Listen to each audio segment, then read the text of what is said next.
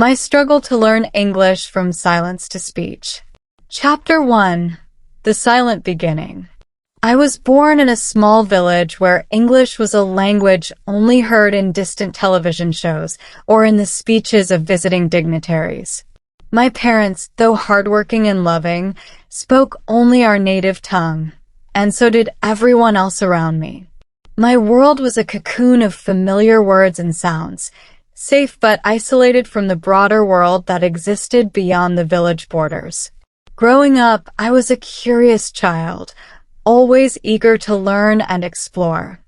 I loved listening to stories from my grandmother, who told me tales of faraway lands and cultures. But when it came to school, English was a subject that filled me with dread. The words in the textbook seemed like strange symbols, impossible to decipher.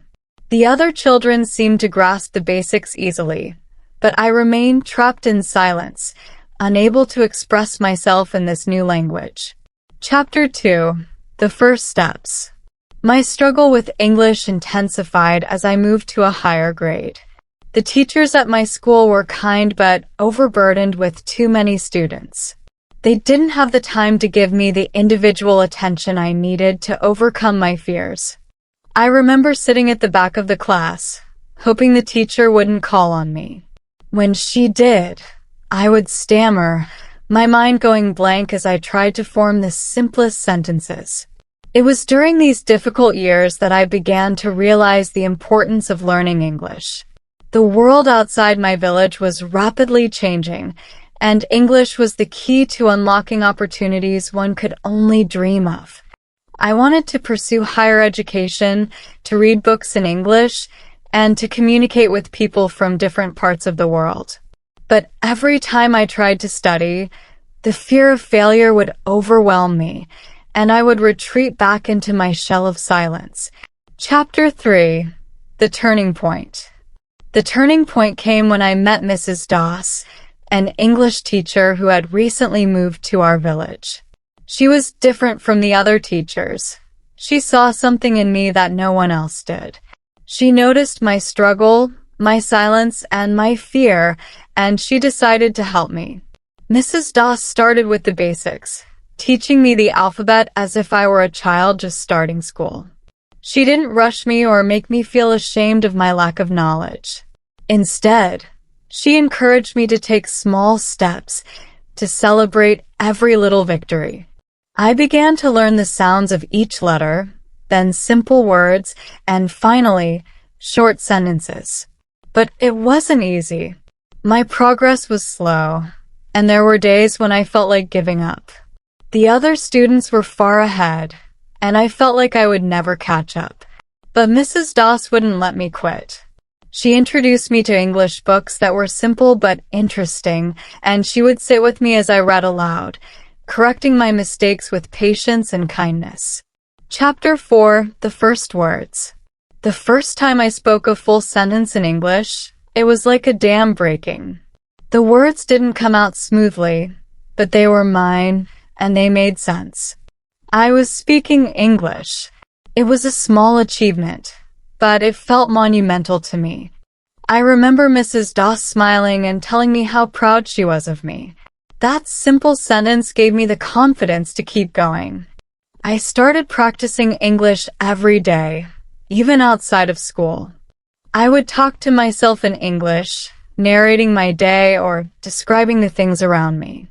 I began to watch English movies and listen to English songs, even though I couldn't understand most of what was being said. I was immersing myself in the language, trying to absorb it in any way I could. Chapter 5.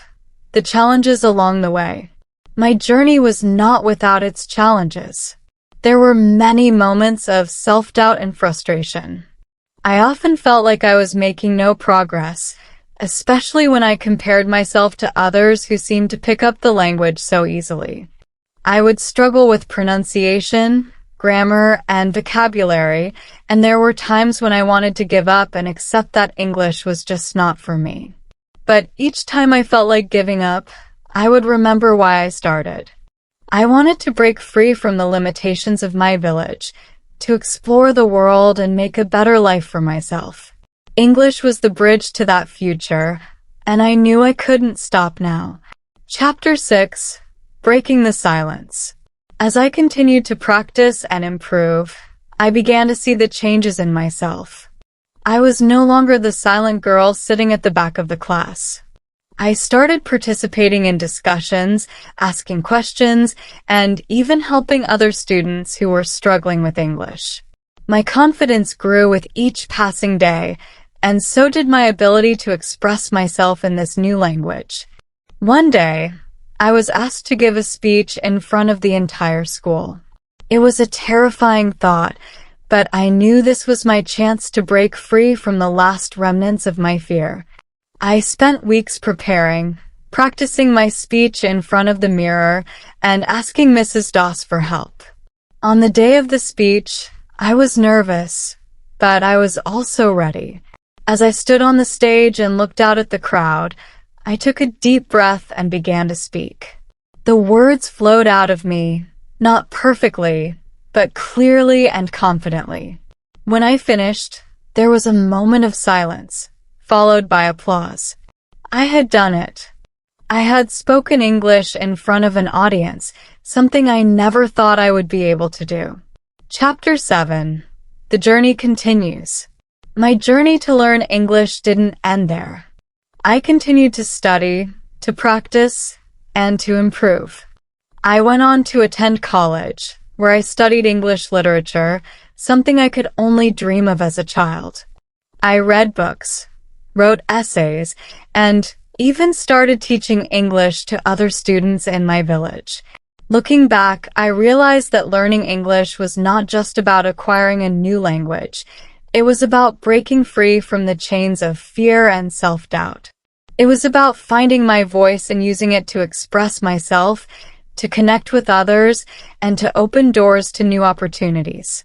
Today, I am no longer the silent girl who sat at the back of the class.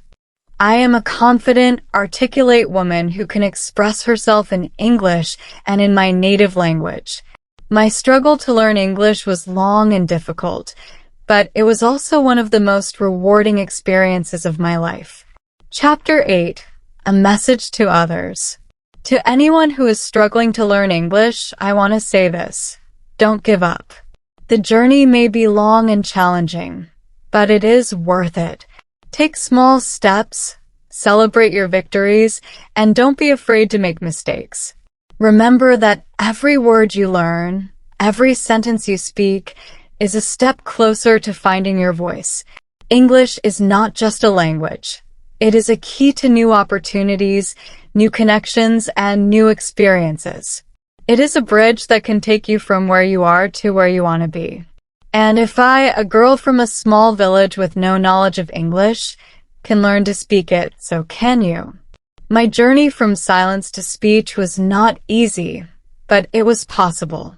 And if you keep going, keep trying, and keep believing in yourself, you too can make that journey and find your voice in English. This story is not just about learning English. It's about resilience, determination, and the power of believing in oneself. It's about the journey from fear to confidence, from silence to speech. Subscribe for more videos. Your support helps me create more content. Thanks for watching.